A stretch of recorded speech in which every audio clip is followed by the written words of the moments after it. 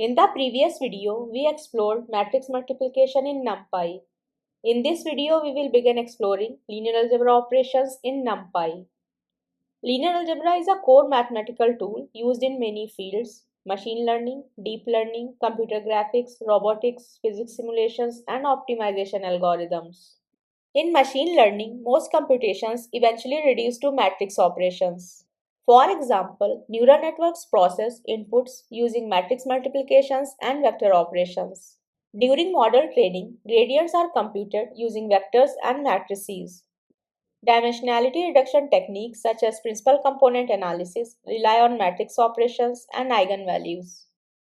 Recommendation systems often use matrix factorization to discover relationships between users and items. Because of this, understanding a few basic linear algebra concepts makes many machine learning algorithms much easier to understand. You don't need advanced mathematics for this video. We will focus on the core ideas and see how to compute them using NumPy. In this video, we will cover two concepts: determinant and matrix inverse. Both of these help us understand important properties of matrices. First, import NumPy. NumPy provides a module specifically for linear algebra operations. The module is np.linalg. The name linalg stands for linear algebra. Inside this module, you will find many functions designed for matrix computations. Some common ones include np.linalg.det, np.linalg.in, np.linalg.norm, np.linalg.I, and np.linalg.solve. Each function performs a different mathematical operation.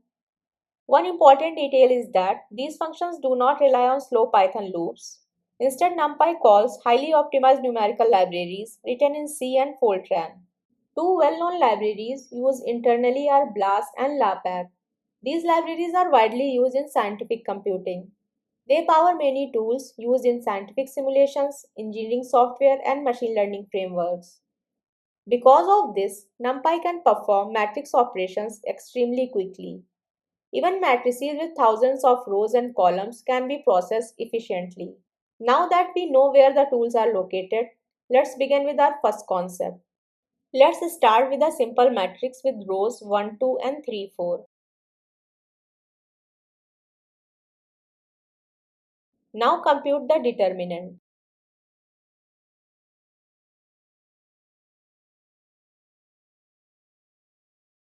The result is -2. This number is called the determinant of the matrix. But what exactly does this number represent? To understand that, let's first see how it is calculated. For a matrix A, B, C, D, the determinant is calculated using this formula. That means multiply the main diagonal, then subtract the product of the other diagonal. Let's apply this formula.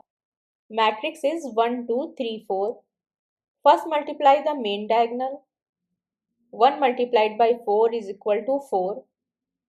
Then multiply the other diagonal. 2 multiplied by 3 is equal to 6. Now subtract the results. 4 minus 6 is equal to -2. This matches the result returned by NumPy. Now let's see the next example. Matrix is 5, 1, 2, 3. Main diagonal 5 multiplied by 3 is equal to 15. Other diagonal 1 multiplied by 2 is equal to 2. Subtract 15 minus 2 is equal to 13. So the determinant is 13. Because the determinant is not 0, this matrix has an inverse. We will see what that means shortly. The determinant tells us two important things. First is whether a matrix can be inverted, and the second is how a matrix transforms space. To understand the second idea, let's think about matrices as transformations. Matrices can transform points and shapes in space. They can stretch, rotate, shrink, and skew objects. Consider a simple shape, a unit square.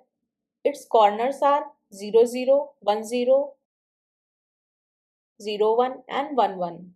Now imagine multiplying every point of this square by a matrix. The square will change shape. Usually it becomes a parallelogram. The determinant tells us how the area changes after this transformation. For example, determinant is 2, the area doubles. Determinant is 0.5, the area becomes half. Determinant is 1, the area stays the same. Determinant is -1, the area stays the same but the orientation flips. A negative determinant indicates a reflection. Now consider an important case when the determinant equals 0. In this case, the transformation collapses the square into a line. The area becomes 0. This means the transformation loses information. When information is lost, we cannot reverse the transformation. That is why matrices with a determinant 0 cannot be inverted. These matrices are called singular matrices. Consider this matrix 1, 2, 2, 4. Compute the determinant. Main diagonal 1 multiplied by 4 is 4. Other diagonal 2 multiplied by 2 is 4. 4 minus 4 is 0. So the determinant is 0. This matrix is singular. Notice something interesting about the rows. The second row is simply twice the first row. This means both rows contains the same information. They are not independent. Because of this redundancy, the matrix cannot be inverted. Now let's talk about the matrix inverse. The idea of an inverse is similar to division with numbers. For example, 5 multiplied by 1 by 5 is equal to 1. The value 1 by 5 is the inverse of 5. In matrices, we use a similar concept. For a matrix A, the inverse is written as A inverse. The rule is A multiplied by A inverse is I, where I is the identity matrix. For a 2 by 2 matrix, the identity matrix is 1 0 0 1.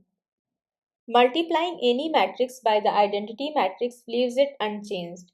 This is similar to multiplying a number by 1. Not every matrix has an inverse. Three conditions must hold. The matrix must be square, same number of rows and columns. The determinant must not be 0. The rows or columns must be linearly independent. If these conditions are satisfied, the matrix is called invertible. Let's compute an inverse using NumPy. I have a matrix with rows 1, 2 and 3, 4. Compute the inverse.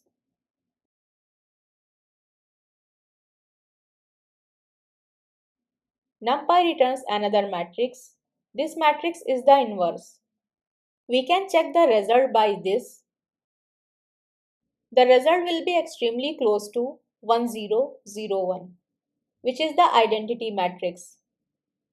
Because of floating point precision, the numbers may not be exactly perfect, but they will be very close.